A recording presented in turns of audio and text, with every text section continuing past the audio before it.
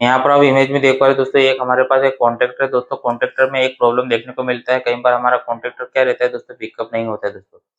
जो इसका कोयल वोल्टेज रहता है दोस्तों, हम मल्टीमीटर से चेक करते हैं तो आपको प्रॉपर 230 वोल्ट देखने को मिलेगा, लेकिन कॉन्टैक्टर पिकअप नहीं होगा। इस स्थिति में हम कई बार कॉन्टैक्टर चेंज कर देते हैं दोस्तों, फिर भी प्रॉब्लम सॉल्व नहीं होता है दोस्तों। तो एक प्रॉब्लम क्या है दोस्तों, प्रॉब्लम को कैसे सॉल्व करें दोस्तों, प्रॉब्लम क्यों आता है, सब इस वीडियो में हम देखने वाले हैं दोस्तों। आप देख रहे हैं मेरा चैनल इलेक्ट्रिकल एंड इंस्ट्रूमेंट दोस्तों। जो भी दोस्त हमारे इलेक्ट्रिकल या इंस्ट्रूमेंट से बैकग्राउंड रखते हैं या वर्क करते हैं, उनके लिए वीडियो बहुत ही खास होने वाला है। तो वीडियो में लास्ट वीडियो पसंद आए तो लाइक करें, चैनल को सब्सक्राइब करें दोस्तों। इस वीडियो में हम समझने वाले हैं कि दोस्तों ऐसा प्रॉब्लम क्यों आता है दोस्तों, अगर ऐसा प्रॉब्लम आता है तो हम कैसे इसको सॉल्व करेंगे दोस्तों, लास्ट तक बने रहिए। तो चलिए दोस्तों देखते हैं, जैसे कि आप इमेज में देख पा रहे हैं दोस्तों, ये हमारे पास एक कॉन्टैक्टर है दोस्तों। कॉन्टैक्टर कॉन्टैक्टर में आपने कई बार देखा होगा दोस्तों, जब भी हम कंट्रोल वायरिंग करते हैं दोस्तों, कंट्रोल वायरिंग कंट्रोल वायरिंग करते हैं दोस्तों, तो कंट्रोल वायरिंग में क्या होता है दोस्तों, एक प्रॉब्लम आपने देखा होगा दोस्तों कि हमारा कॉन्टैक्टर पिकअप नहीं होता है दोस्तों। कॉन्टैक्टर पिकअप नहीं होता है, कॉन्टैक्टर में क्या रहता है दोस्तों, एक कोयल लेता है दोस्तों। कॉन्टैक्टर में एक कोयल रहता है, कोयल के A1 और A2 दो टर्मिनल होते हैं दोस्तों, जिसमें हम क्या करते हैं दोस्तों, जो भी इसका वोल्टेज रेटेड रहता है, जैसे कि अगर 230 वोल्ट का होगा तो 230 वोल्ट AC हम सप्लाई A1 पे भेज देंगे और A2 पे न्यूट्रल देंगे दोस्तों।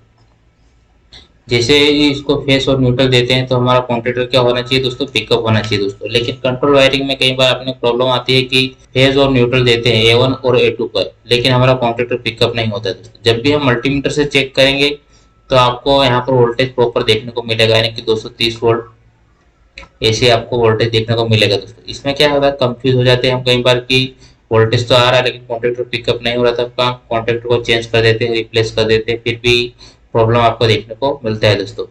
प्रॉब्लम एक्चुअल कॉन्ट्रैक्टर में नहीं होता है दोस्तों। प्रॉब्लम क्या क्या हो सकता है दोस्तों, जैसे कि मेन रीजन आपको बता दूं दोस्तों कि इसके क्या रहते हैं दोस्तों, कि कंट्रोल वायरिंग करते हैं दोस्तों। कंट्रोल वायरिंग आपने देखा होगा दोस्तों, कंट्रोल वायरिंग में हम और भी इलेक्ट्रिकल इक्विपमेंट सीरीज में कनेक्ट करते हैं, जैसे कि स्टार्ट स्टार्ट पुश बटन, फिर आपने देखा होगा stop push button, stop push button. उसके बाद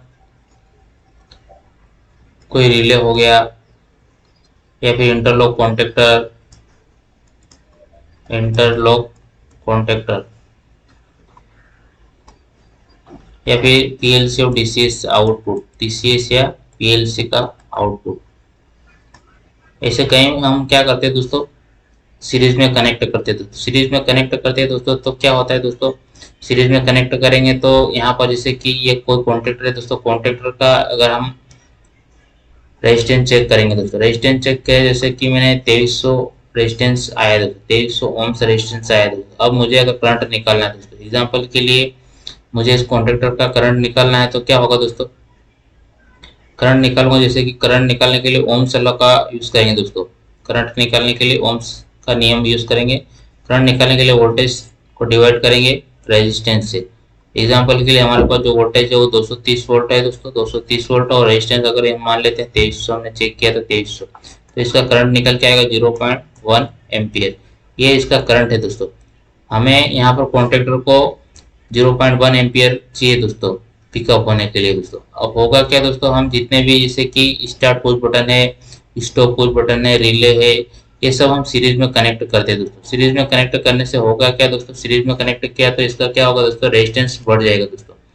रेजिस्टेंस बढ़ जाएगा तो क्या प्रॉब्लम आएगा दोस्तों, एग्जाम्पल के लिए अभी हमारे पास जो रेजिस्टेंस है दोस्तों वो है 2300 रेजिस्टेंस, हमने चेक किया दोस्तों, लेकिन हम क्या करें, डायरेक्ट तो फेस कॉन्ट्रैक्टर को देंगे नहीं दोस्तों। कंट्रोल वायरिंग में क्या करते हैं दोस्तों, कंट्रोल वायरिंग में हम जैसे कि start push button, stop push button, ऐसे बहुत सारे सीरीज में कनेक्ट करते हैं इक्विपमेंट दोस्तों, इंटरलॉक।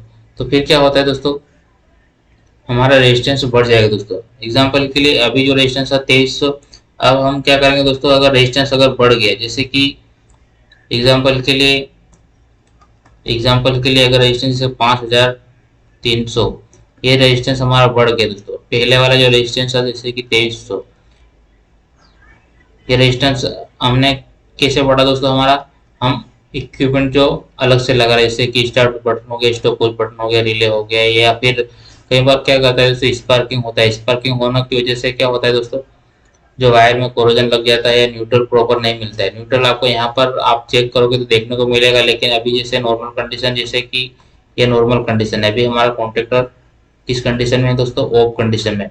अभी आप मल्टीमीटर से चेक करोगे आपको 230 वोल्ट आपको देखने को मिलेगा दोस्तों। लेकिन होगा क्या दोस्तों, जैसे ही मैं इसको पिकअप कराने के लिए स्टार्ट करूंगा दोस्तों, तो करंट जो मिल रहा था वो करंट आपका गायब हो जाएगा, यानी कि लोड पे जो करंट आपको नहीं मिलेगा।